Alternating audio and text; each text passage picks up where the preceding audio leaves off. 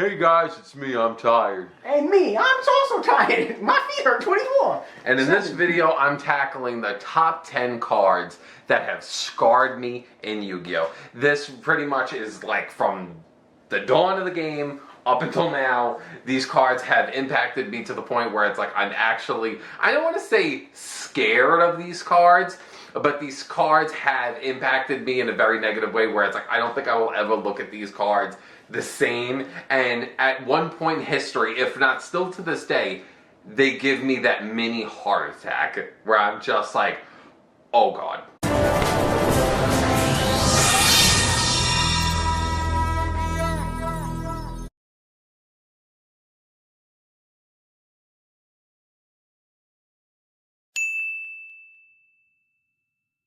Ordeal of a Traveler. And that is because of him. Ordeal of a Traveler was, for me back in the day, where it was like, he used very unorthodox cards. Mostly traps. And a lot of the time, you would assume that he would always be carrying monsters in his hand. Half the time, I'd be swinging and all my shit getting returned. And he would just be this slow but steady, building up this wall kind of player. And then I also comboed it with Spring of Rebirth, so that way every time the cards go back to your hand, I gain 500 life points. It was just like a lot of like mindfuckery, because when that card hit the field, when that card hit the field, I was just like, fuck's in his hand. Like, he showed me this, so now he has that. Did he set it? Like, I was always like on like fucking like... Because it would be times it would be like, he would guess and it'd be like, oh, it's Sakura 2 armor, so why didn't you just set that? Because why would I set it if I just put monster back to the hand? You see, but the one thing that he also did is like little by little, I don't remember why, but later on towards like the end of his Master Deck years, he took it out. And I don't know why, because that was like one of the things where it's like, I know at that point I had Jinzo, but like at one point, like, when you took it out, I was like, oh my god, thank god. I'm not gonna worry about that. You see, you didn't like it either. I'm going to strangle him straight on the camera. I don't care. Yeah, he mentioned it earlier today. That made me like, yay.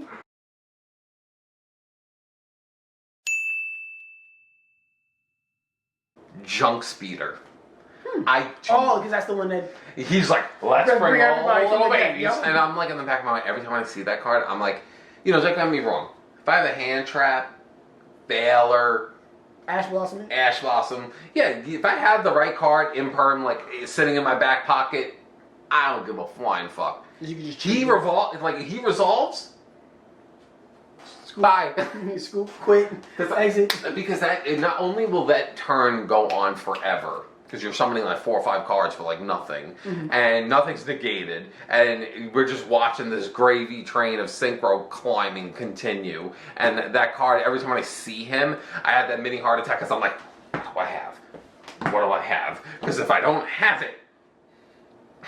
So, yeah, like, that card's traumatized me.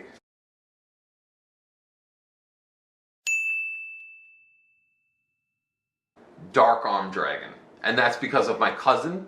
I feel like that was around the time frame where, like, Dad was around, where, like... Hey, Dad was around. And, like, for me, that, like, whole thing, because my cousin used that with Dark Smorg and Wind and Dark Monsters left and right, so for me, I dealt with, like, Arm Dragon long enough where I felt like, that was the time frame where I was, like, learning how, like, you know, Crusher control with Gen X Crusher and Don's Luke and popping cards with Dark Thing. Like, that was also, like, the introduction of, like, my Sandgan. That's Austin Powers, I think. Yeah, exactly. First of all, he wasn't my daddy, he was my cousin. But yeah, like, he kind of, like, scarred me, and I kind of saw this big, crazy monster come on the field, boom, boom, boom, knock out this. Oh, yeah, because it can just pop 3 instantly. And at that time frame, that was just like, oh my god. I low-key, I really wanted Dark Arm Dragon at the time. Dark Arm Dragon is a traumatizing worthy card because Teledad was a tier 0 deck. I might have been one of the first tier 0 decks we've probably ever faced.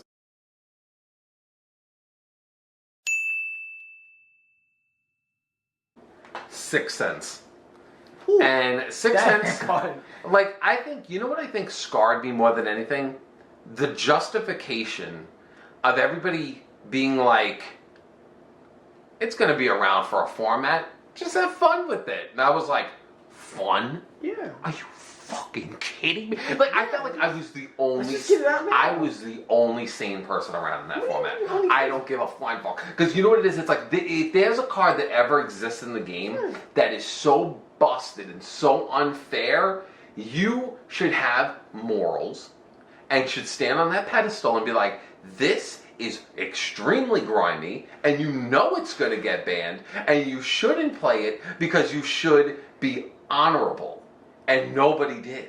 And that scarred me because I feel like I was the only one that had morals. You're the only one not playing it. Because it was wrong Just to play do. it. It was wrong. It was only If for a you little bit. activate it, you won. A card should not be able to dictate a win like that. And I won't win like So that. that's in today's game. Shut up. But for me, I refuse to use a card in such a grimy, cheesy way to win. I could win without it, even though I didn't. Yeah, you proved your point.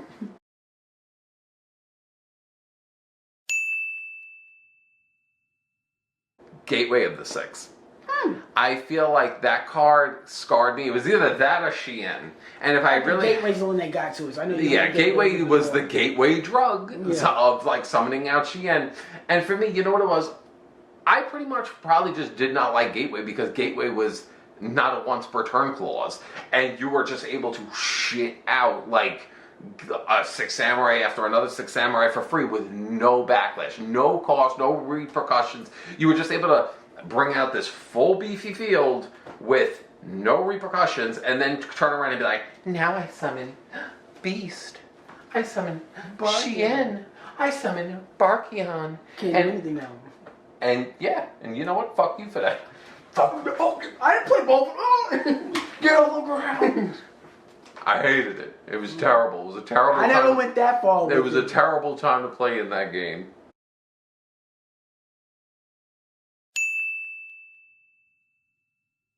Moon Mirror Shield. What? If you're playing Moon Mirror Shield, I know where you're going with it. I play it. You're retarded. I don't play it with the. I mean, well. Like I said, like you're not using it in that way. Retarded. No, see, no way. I play. If you use it with anything other than the Moon Mirror Shield, like with the barrier statues, Yeah. I don't care. That's in the Prime deck. I play it with the statues, but in the other one, I play it with Obnoxious Celtic Garden. Well, for me, my big thing is that I am scarred from the barrier statues and Moon Mirror Shield, and they were only really ever used together. And for me, it's like when I saw that, I just knew I was in like I was in the rod of my life, and I just knew that I was just fucked because it's like I can't run you over now. I also can't Summon. so I'm just getting fucked. So I despise and fear to this day. This is one of the ones that has kind of gone like through the test of time. But yeah, I'm like scarred from like Moon Mirror Shield. You know what's so funny? Because of cards like that, I now sneak in Mirror Force. It's kind of found its way back into like my decks where I'll play one of it because people just don't expect it anymore. And it does get rid of some cards. It'll get rid of so much stuff because people just don't expect that anymore.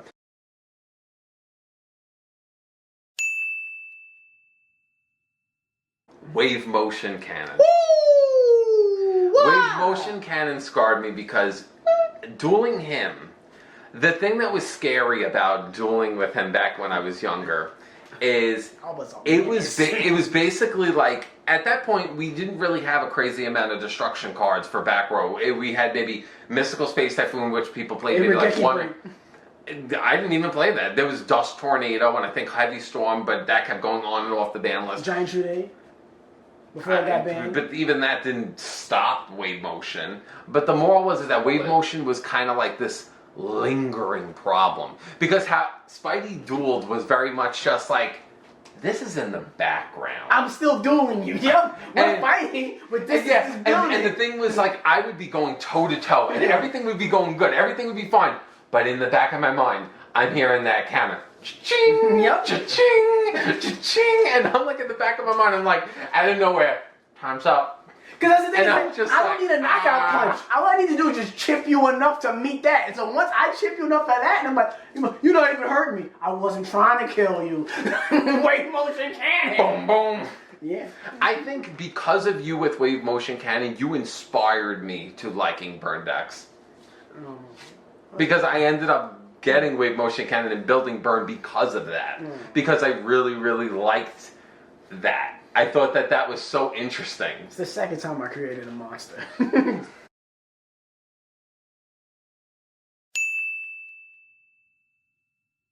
Red Eyes Dragoons. This is Whoa. also very Yeah. much like Sixth Sense to me. I feel like that card is grimy, and I feel like the thing that I didn't like is seeing people use Dragoons outside of Red Eyes and Dark Magician. Yeah, you don't even need that anymore. People were just being like, I play Anaconda and I just dump it and I just summon it. Fuck you. It's like you're just throwing a random vanilla like Red Eyes and Dark Magician just to bring out this fuckery. You should know this better than anybody, John, because people played fucking that with like with Phoenix Enforcer. Yeah. Because everyone literally went from Dragoons to Phoenix Enforcer.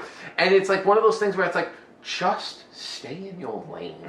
Stay in your lane and stop trying to make all these fucking little side busted cards a part of your deck. It's just funny that you mentioned that because right now in Master, but in Master Duel right now they have an event and like with all the loner decks that they give you, one of them is a Dark Magician deck that goes straight into Dragoons. Fuck you. Well, like I said, and that's all people play. But if it's with Dragoons with like Dark Magician, I hate it a little less.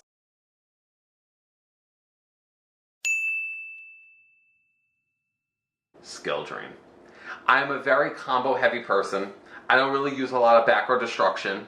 And because of it, my decks are all very relevant on monster effects. If you play Skill Drain on me, I kind of fall at the knees. I really can't do anything to Skill Drain. But at the same time, as weird as it sounds, I low-key like Skill Drain. I do. Because I remembered back in the day, the Skill Drain deck with like Beast King Barbados, Chainsaw Insect. I remember that, and for whatever reason, that deck of pure monsters with these busted effects being negated, that you don't deal with the hindrance, I feel like that kind of left like that like love. I low-key love it, but I hate it, because if I face it, I'm gonna lose. I will never win against Skill Drain, and I'll flat out say it. You want to beat me? Play Skill Drain, you will win.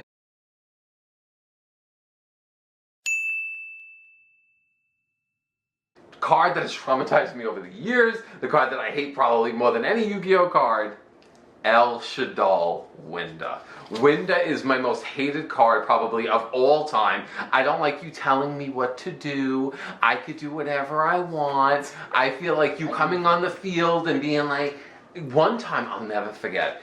The card like Crackdown Manhunt, the one that's basically like it'll take your card, but it won't like negate it. It'll just you won't allow you to activate its effect. But I took Winda, and its hereditary effect base ability still impacted my opponent. I was like, now you feel. I was like, I hated Winda. I still to this day, anytime I ever see anyone use that trap card just to shit out Winda on my turn, you can go to the darkest parts of hell. Literally. So I hope you guys enjoyed this video. I've seen the cards that have horrified me for all these years. So I hope you guys enjoyed the video. Don't forget to check out the 2 previous comment videos. down below and my your Instagram. cards. Check out my Instagram where I showcase my. You don't even tell them to engage with the video. You don't tell them to like it. You don't tell them to comment. You yo, watch the next one. That's what they pay you, Evan. They don't even click it. Because you're not telling them to. How are they going to click it if they don't even know to click it first? You gotta tell them. There's nobody here. They left.